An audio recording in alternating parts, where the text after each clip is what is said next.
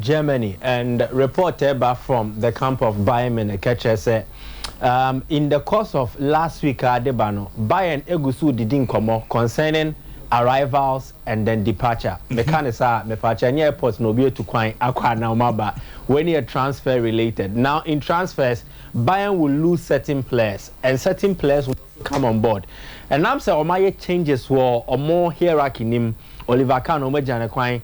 Then they are looking at making sure say they will compensate for the loss of that. And this idea they have started contacting Omo Kebi a womb and be one of the powerful agents in football, Giovanni Brancini. Giovanni Brancini at Tuchenko. Now, who is Giovanni Brancini?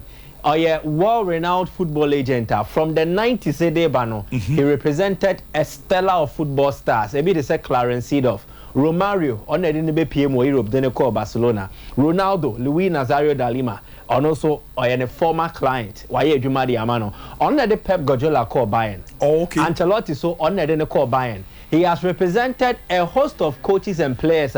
It means a powerful figure or influence transfers. Now on the Bayern in penny for the say Karl-Heinz Rummenigge our relationship. Even Lucas Hernandez time on negotiating a transfer from Atletico to Bayern. No, this man was the central piece of Shema clubs and NTSA. So if Bayern engages him, the Etienne say Bayern will need him to step in to negotiate deals on their behalf and then deals also abra players every club nimu at the accord. And Tiano Komano, Yababani Hussein Yesiako. Now, one player likely so be free Bayern and now own free Thomas Müller. In the future, up. Ni nane say the team receive an offer from Saudi Arabia. Omo table a 3-year offer. Ebizo call. Yes. Germany. Exactly. Now offer ne buy no Müller and fan the TNJ. Okay. For two reasons. One, on person be free Bayern CCA, and then two, or say free Bayern krana Saudi Arabia for 3 years a year. Or who say emu wadodo. So the duration and then even the offer, he did not consider. It means Müller will continue to be a Bayern if things don't change dramatically. Another one is Sadio Mane. Bayern for no nyaya omo beton because they will make money na asanso free omo wage bill no ama eso easy kakra. But Mane ama Bayern in penny say obe reported for pre-season campaign by July 13 omo hwe nanim. Na last season no enya say anko ye or start ye na prabai. This season, that is the 2023-2024. He wants to prove, say he's still Sadio Mane. So he doesn't have any intention, say Oja Bayern Ho. And so Ako. Lucas Hernandez, at the October and in Penifo, him say, Omoye den, the Ombeke Bia, Umpomundi in Chineboto Bako, Obeko, Opeso, Paris Saint-Germain. Now, Obeko no, agent Omu involved in the Mekasa Bayern in the Dinkomo, Giovanni Brancini, no, he will facilitate this particular transfer. Obebua, na I'm making sure say Abrantia way kwa Sike se fatano Bayern in Sabeka. PSG so answer kana they will get this boy with little issues between the two clubs. So he will facilitate it. Now, PSG are steady already on the boy where we personal terms. They will table a first formal offer. Now it's a omu proposal first one pa omu the better buy for him. And yet it is it will not be less than 50 million euros. PSG will bid for Brantel Lucas Hernandez. Say ono ebet me ababesi akana say Lucas Hernandez say kwa likely say another French player Benjamin Pavard who thinks he needs a stint elsewhere. And also Ansha na the future na kwa BBA he might also leave. If Bayern Munich are losing two central defenders, I was say Omunyebi and Beshim. So they've drawn options. One, Lucas Hernandez a left center back. Yes. So they will need an identical player and a player of fitted that profile. One of them, Pau Torres. Pau Torres is a Spaniard. Obo Edema Bayern. Bayern honor one. The valuation now, I drop it from last year and then 60 million. No, Eddie about 55 million euros or 50 million euros. Okonani omudin koma ebefa. But the news is that enya Bayern and Kwana o manager ne ho. Juve are looking at a replacement for Leonardo Bonucci.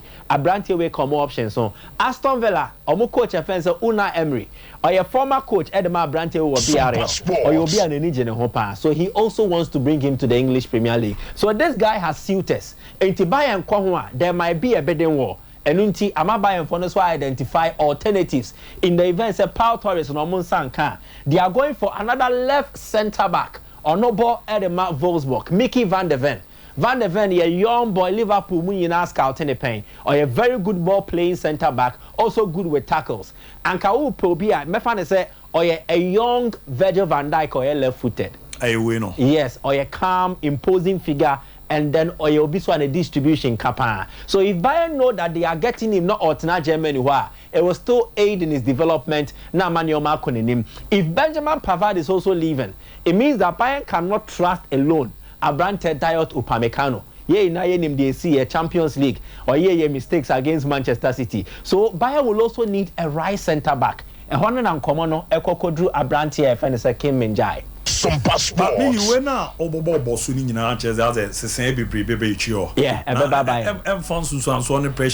It would depend on the kind of changes, and then a more mobile start straight. Any more move frames or more starters. As it stands now, Bayern central defense no, your Matai Zelet, Diot Upamecano, Lucas Hernandez will play on time movie, so it's not really a regular. Benjamin Pavard alternates between playing as a centre back and as a right back.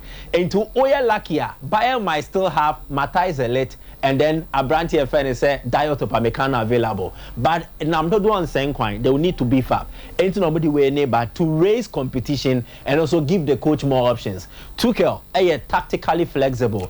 Otimibo 3 central defenders, Otimibo 2 central defenders in a back 4. Into Onya options Bebresana. Otimi change the formation as and when he deems fit. Inteno Ekahobi. Now came in common also. Giovanni Brancini will also play a part in some good.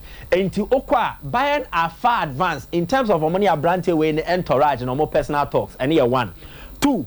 Bayern and Napoli in Kita Hudieno. Brancini will come in here and be the negotiator. Into Bayern will not necessarily engage ADL Aurelio De Laurentiis directly. Omo the befa Brancini so and Brancini has links or connection or network, so a better easier to communicate. Anything I call Bayern for the quarters now. Every day they are growing very confident. Say Abrante way no, omo be signing no. So almost signing this one, it will be bad news for team fans and Manchester United who on my targeting in T came in down in common see Rem July and the best sopa. Just note this down. To Theo Hernandez, Ninia Lucas Airco France, Theo Ebercoin. Oko Gazeta dello Sport or more transfer option now said transfer market option no and I'm afraid Mercato your market now the Red Devils of Manchester United or many the Abrante Hernandez and Milan Betonwa they will not sell for less than 60 million euros and then there were Almen only at least volley 4 say ebia all turn saying and per the one Manchester United have registered an interest in Abrante Theo Hernandez. Now the situation is the way Abrante way Citiano will Milan want to sell now. Player be our price. Yes. Player be our price. But about you offering the right amount about convincing the autumn. So AC Milan will sell if they get an outrageous offer. He's a key part of Stefano Pioli's plans. But on your player they can't dispense with. They can if there is money to build as well. And to the Atiano, Man U for a 60 million and above, then they will start negotiating for Abrante Theo Hernandez. Or you'll be over 15 and yes. Arguably in the last 3 seasons, open the top 3 left fullbacks in the game. Abrante will count defensive and offensive. The contributions, so to Manchester City. Yep. Abrante, your friend Nico Williams, Ninia Penny, any Iñaki Williams. Nico Williams, a bright 20-year-old winger, or body man Athletic Bilbao. We rem our the Spanish national side. Manchester City, said Dachi be said Wamuja Riyad Mahrez Quine. Amanako because Bema Beye but truly Mahrez Bayern, he has won every trophy there is to win with Manchester City. Before that, not the Leicester Aji Premier League title. City waje all the domestic trophies and were completed with the Champions League. What else does he need to prove? At 32 years, I cut 2 years on his contract. Saudi Arabia. If they are getting 30 million for Mahrez, they are investing 40 million in this particular boy. And the City's car called the best also no. Yeah, first of all, Mahrez 30 million or the 10 million else also got this generational talent. Now, top signing power. Exactly the point. Because coach no koye juma wana say no. Or your coach will transform Raheem Sterling. Yes. Or your coach will transform a lot of youngsters to make them better. Pep Guardiola a player developer or improving players. So if this boy at 20 years was still a lot to learn, Pep Guardiola, what does it mean? It means that also a peja and it will help the course so there is potentially a transfer Man City for no or my EMRK in the event said they are losing Mahrez and Mahrez and Kwane betimiako this guy Bernardo Silva else we are likely so bekwa a more right wing hono or my shorter options so they will add Nico Williams to make sure say a beefy up on team no my plan the City does this or the Jack Grealish by left no him so beton Sterling. So the moment Sterling left, Grealish was already available. There is Phil Foden. So our squad planning no excellent. Oh, Jane, I want to say Fernandinho will leave. Fernandinho Obeko. No, there was already Calvin Phillips at the feeling. Then Rodri so Yamana Bam pick it up. City Bion Ferran Torres Muina Tom. What do? We cope with Mahrez and then Bernardo Silva. So they always make sure say position Biano so be Jawakwa. Your minimum 2 players who will still be available to play. And that is the Manchester City squad plan. And I brand here way, who clubs miensa Arsenal, Chelsea, Manchester United. Where Moises Caicedo free Ecuador. Or body my Brighton and Hove Albion. Ni dia ba a year transfers mo right from last summer. Ni inane say he's an excellent central midfielder. Or a versatile. Everything you expect from a player. So obo won fin passing, tackling, drive, progression. Ni na Moises Caicedo will be. But 2 clubs who frame Baku Manchester United they've cooled off. United are pursuing other targets. Then Arsenal priority now Abeyemienu, Declan Rice in midfield, Kai Havertz in attacking positions. And Chelsea in Kwan and then Chelsea in Kwan say Chelsea this time around approaching this particular move in a stealth mode. Make stealth mode Omo involved in military anyway no. Once you will be no ira. It is stealth mode or operating in secrecy. You are not really showing your face, but don't come on and then come on and do a trip. Chelsea want to avoid what happened with Manuel Ugarte.